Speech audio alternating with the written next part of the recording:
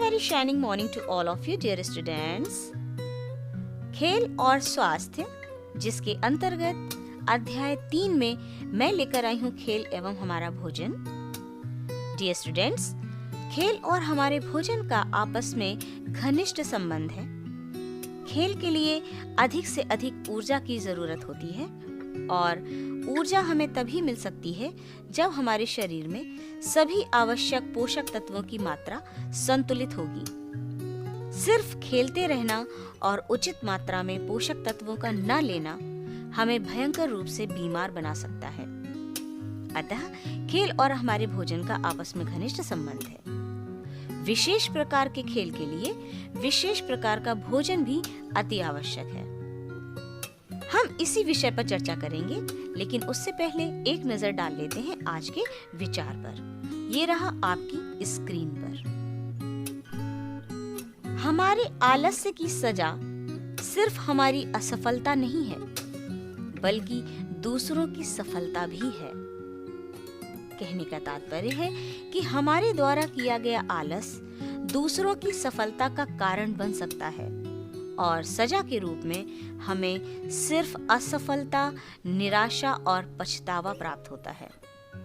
अतः प्यारे बच्चों, अभी आलस छोड़ें और अपनी सफलता को किसी दूसरे के नाम होने से पूर्व हासिल करें। इस प्रेरणादायक विचार के साथ हम शुरू करते हैं अध्याय 3, खेल एवं हमारा भोजन। हमारा भोजन सामान्यतः पूरे दिन में जो कुछ भी हम खाते हैं उसे भोजन या आहार कहते हैं। हमारे शरीर की वृद्धि और अच्छे स्वास्थ्य को बनाए रखने के लिए हमारे भोजन में वे सभी पोषक तत्व उचित मात्रा में होने चाहिए जिनकी आवश्यकता हमारे शरीर को है। कोई भी पोषक तत्व न अधिक हो न कम। हमारे भोजन में पोषक तत्व जैसे कार्बोहाइड्रेट, प्रोटीन, वसा, विटामिन्स एवं खनिज लवण के साथ पर्याप्त मात्रा में रेशे युक्त खाद्य पदार्थ तथा जल भी होना चाहिए। इस प्रकार के आहार को संतुलित आहार कहते हैं। आइए हम देखते हैं कि भोजन क्या क्या कार्य करता है। भोजन के निम्नलिखित कार्य होते हैं। नंबर 1, भोजन शरीर को शक्ति प्रदान करता है। भोजन के द्वारा शरीर का निर्माण और मरम्मत का कार्य होता है।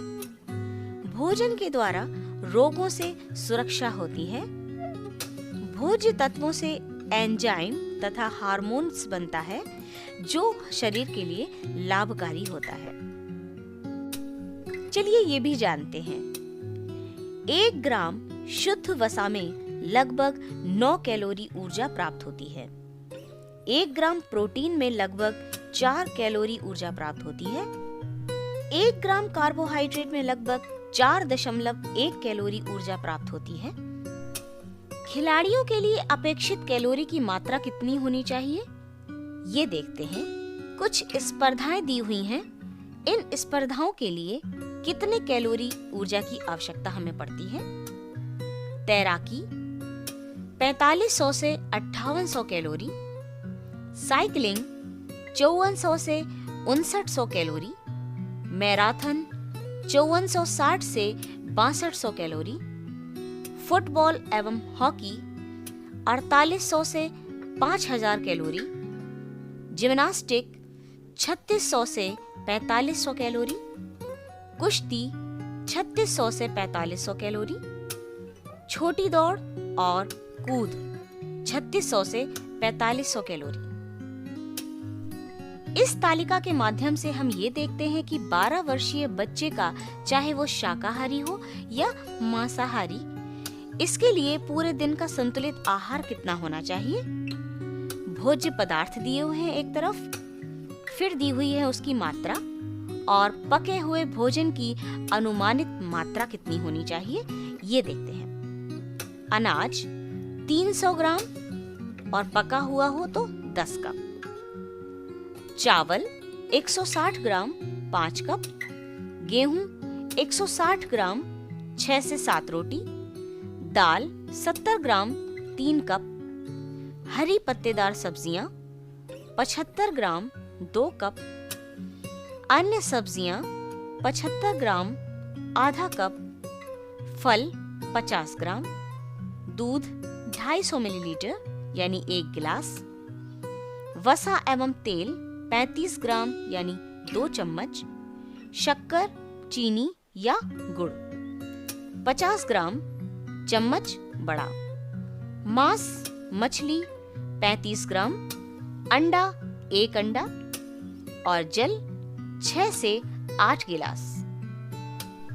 ये एक संतुलित आहार की मात्रा है जो कि अनुमानित है। ऐसा अनुमान लगाया जा सकता है कि एक 12 वर्षीय बच्चे को, चाहे वो शाकाहारी हो या मांसाहारी, उसके लिए इतना अनुमानित मात्रा होनी चाहिए।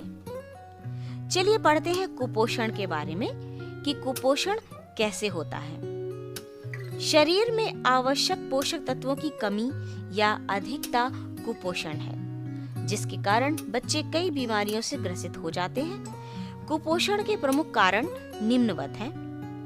प्रोटीन की कमी। प्रोटीन की कमी के कारण शरीर में वृद्धि रुक जाती है, मांसपेशियां कमजोर हो जाती हैं, एकाग्रता में कमी तथा कुछ भी सीखने में परेशानी होती है और प्रोटीन की कमी से रोग होते हैं। Kwashiorkor, marasmus. कार्बोहाइड्रेट की कमी। इसकी कमी से शरीर कमजोर हो जाता है, रक्त में शर्करा की मात्रा कम हो जाती है। वसा की कमी। वसा की कमी में मांसपेशियां कमजोर हो जाती हैं, त्वचा रूखी हो जाती है। विटामिन की कमी। विभिन्न प्रकार के विटामिन की कमी के कारण रतौंधी, बेरी, स्कर्वी, रिकेट्स आदि रोग होते हैं। खनिज लवण की कमी। इनकी कमी से अस्थि दुर्बलता, घेंगा, रक्ताल्पता आदि रोग होते हैं। डियर स्टूडेंट्स, चलते चलते हम ये भी जान लेते हैं, आजकल पैकेट बंद फूड, फास्ट फूड का बहुत प्रचलन है। पैकेट बंद फूड भले ही खाने में स्वादिष्ट लगते हों, लेकिन उनमें विटामिन्स और मिनरल्स का अभाव होता है, यानी कमी होती है, जो हमारे शरीर के लिए आवश्यक होते हैं। इस प्रकार के खाद्य पदार्थों को खाने से बचना चाहिए। खाद्य पदार्थ खरीदते समय उनके लेबल पर एक्सपायरी डेट जरूर देख लें। तो प्यारे बच्चों, आज हमने क्या जाना?